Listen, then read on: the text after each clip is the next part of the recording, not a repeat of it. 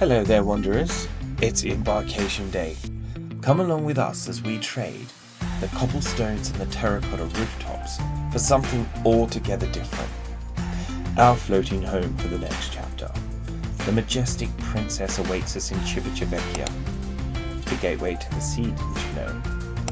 There's a particular kind of anticipation that comes with boarding a cruise ship for the first time. A delicious blend of curiosity and mild trepidation. And many questions, such as, will our cabin be a shoebox? Will we find our sea legs? And most importantly, will the food live up to an Italian standard? Lemar and I are about to find out as we trade land for sea and Florence has fixed horizons for the ever-changing canvas of the Mediterranean.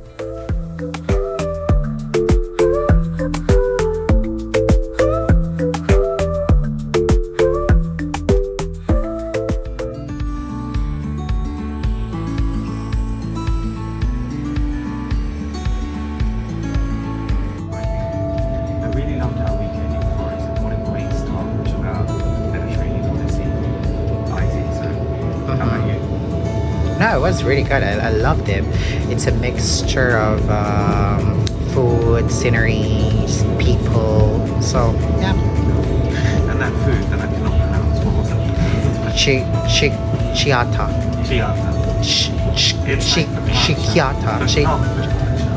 Not focaccia. That's a Hungarian dish. It's a less salted bread. Yes. Chichkata. And I'll tell you, Flavia, she was Flavia. She was really nice. She was really nice. She didn't want to be on camera though. She was too shy. But she gave us some fantastic recommendations. That secret spot up the top behind Piazza Michelangelo. Right. I think people should know that spot, to be honest. It's keep it hidden. No. I'm not going to put the location, but I am definitely going to. So for all you wanderers out there, the location won't be there. Just know it's up near Piazza Michelangelo. You should share it. And if you find it, it is peaceful. It's near a graveyard. I think they should comment if they find the location. Comment if you found the location, or if you want DM me and I'll give it to you. So you want to keep the peace and the serenity of that place because the calmness and not the chaos that everybody else brings.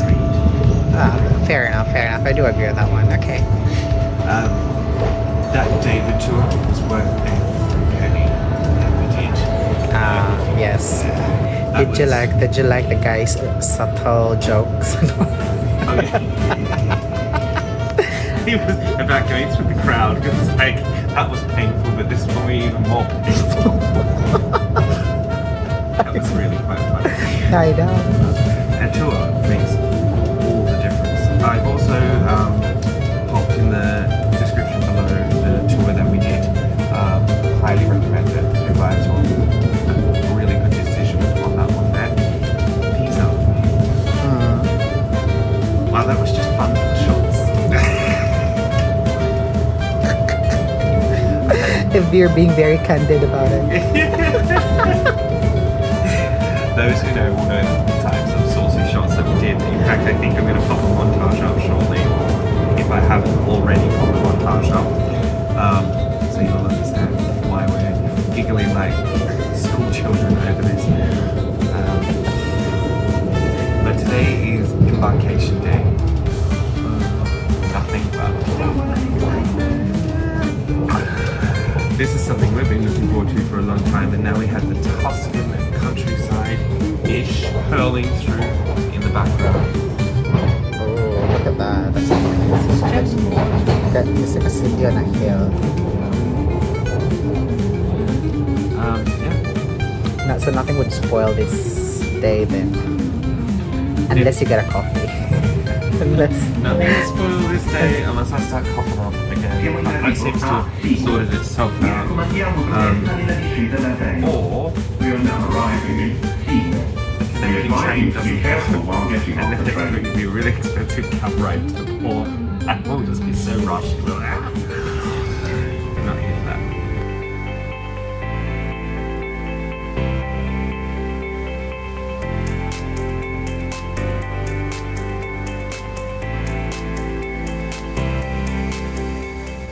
train hugs the Tyrrhenian coastline, offering tantalizing glimpses of the Mediterranean, and I've realized my new favorite thing to do is to watch Italy unfold through the train window. Flashes of azure water, sun-drenched beaches, and terracotta villages clinging to hillsides. Even under today's grey skies, the beauty is undeniable. It's a cinematic introduction to the maritime Italy we're about to embrace. A gentle transition from Renaissance splendor to coastal charm.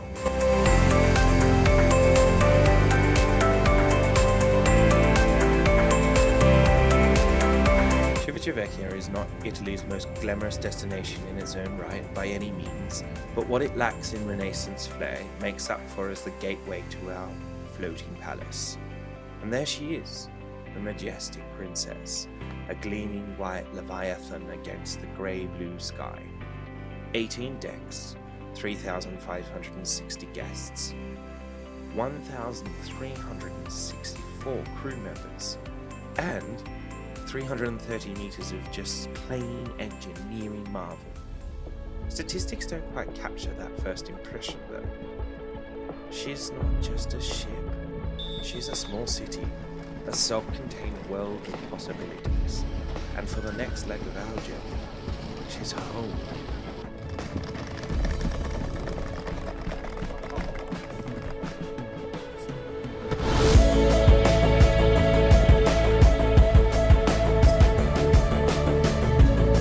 There's a distinct ceremony to boarding a cruise ship. Security checks with passports clutched tight, then the obligatory embarkation photo we'll never use but can't decline. I cannot believe we are actually here. Look at this. Majestic, isn't it?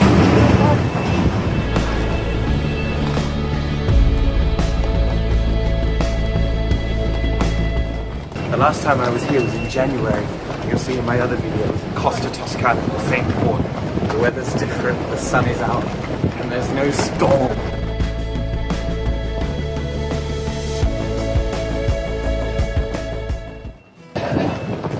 Ready? Here we go. Hi, Hello. Thank you.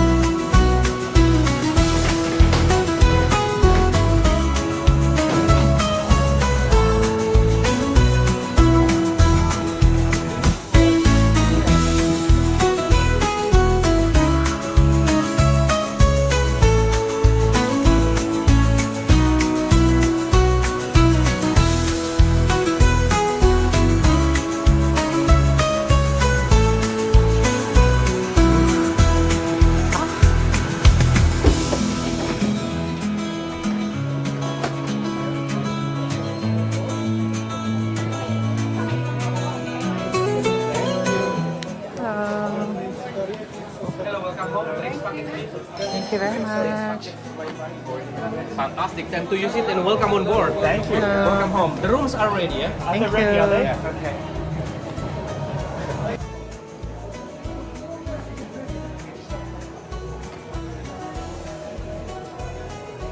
I can smell the sushi already, so I'm gonna... Okay. And then that moment, crossing the threshold, the Majestic Princess doesn't do subtle. That Atrium soars above us, a breathtaking extravaganza of light and motion. Spiraling staircases with polished brass railings cascade like golden waterfalls. Crystal chandeliers hang suspended, scattering light across marbled floors, so reflective they appeared liquid. Glass elevators glide silently through transparent shafts as piano notes drift downward from above. The air itself feels different, perfumed with flowers and polished wood, and just a hint of sea salt. It's a statement of intent. This isn't going to be a modest experience. My expression says it all. Part wonder, part, did they really need that many chandeliers? Therein lies the beauty of cruise ships. They're unashamedly theatrical, designed to impress from the first moment, and I have to admit, impressed I am. As the ship's subtle vibration hums through my shoes, I surrender to this floating palace of possibilities, where ordinary rules are suspended in favor of something magnificent.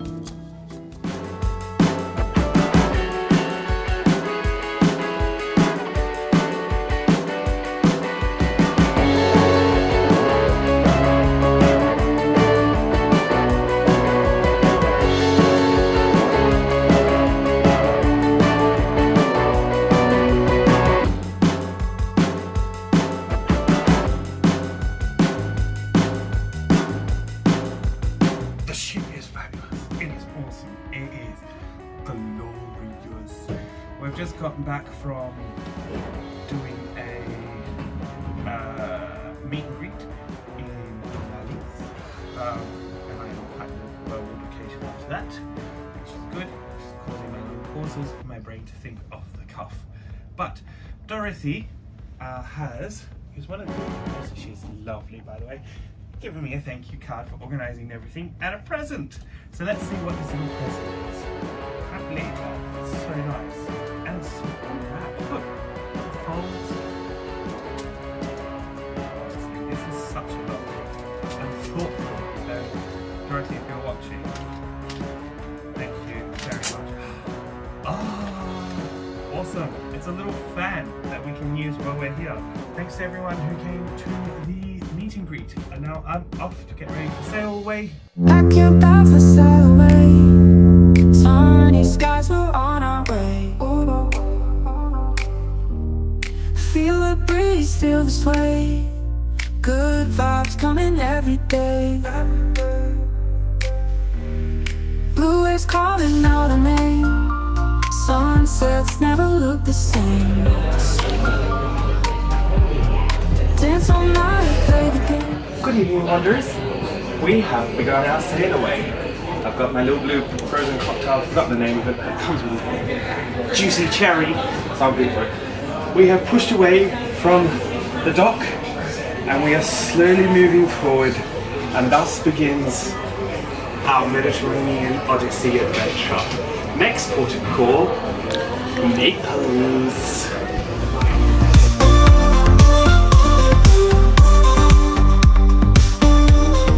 Island stops and there's fun.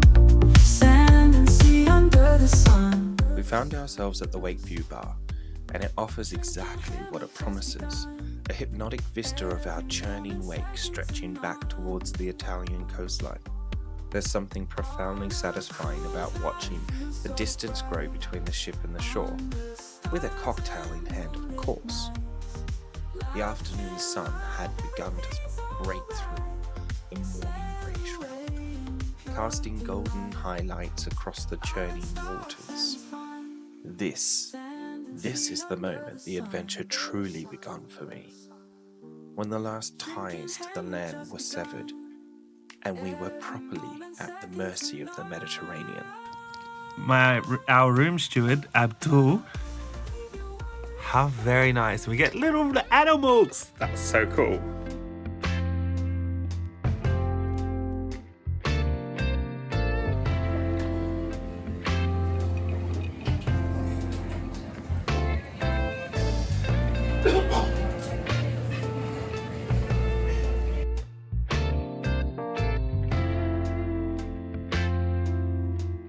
Hey there, Wanderers. We have just finished our first ever evening dinner at a steakhouse called Crown Grill. I had an amazing steak. You've probably seen the footage, I've put it up. This wine is delicious. Lemar had an amazing fish. And I am finishing this fabulous evening out with nothing less than a delicious key lime pie.